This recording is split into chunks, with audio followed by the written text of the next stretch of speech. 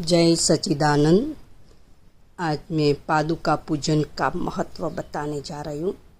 पाद सेवन नवदा भक्ति का चौथा चरण है। पाद का अर्थ है पैर। लक्ष्मी जी पाद सेवन भक्ति का सर्वोत्तम उदाहरण है। क्षीर सागर में जन्मे भगवान विष्णु के चरण दबाते लक्ष्मी जी का चित्र सर्वविदित है। पाद सेवन 5 प्रकार से किया जा सकता है।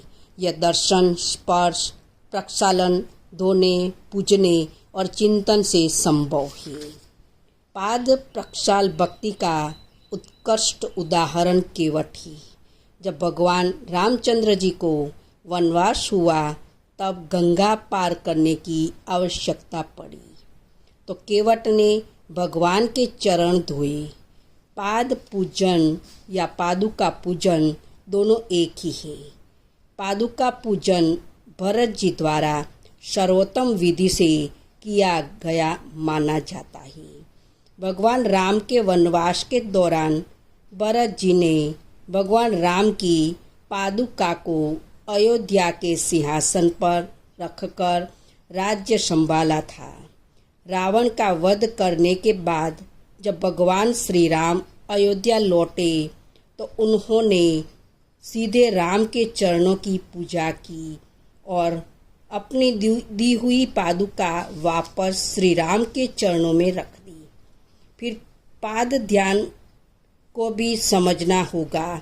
जिस समय भगवान श्री कृष्ण अपने भक्तों के साथ पवित्र स्नान के लिए द्वारका के सिद्धाश्रम तीर्थ पहुँचे, उसी समय राधा जी भी व्रज सखियों के साथ वहां पहुंची थी।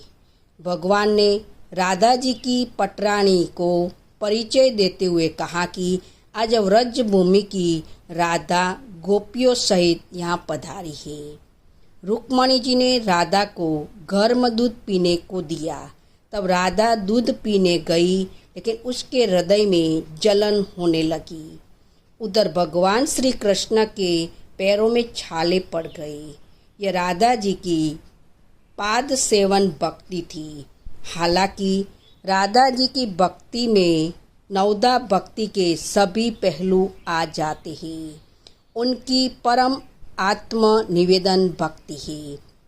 इसलिए महान संतों, गुरुदेव तथा गुरु शक्ति परमेश्वर की पाद भक्ति से सेवा की जाती। उनके चरणों को पवित्र जल से धोने के बाद पंचामृत को पाया जाता है। आज गुरु पूर्णिमा का पावन अवसर है। सभी गुरु भक्तों के अपना सर्वस्व त्याग कर निस्वार्थ भाव से गुरु एवं गुरु माता के चरणों को अंत मन से पूजन करें। जय सच्चिदानंद।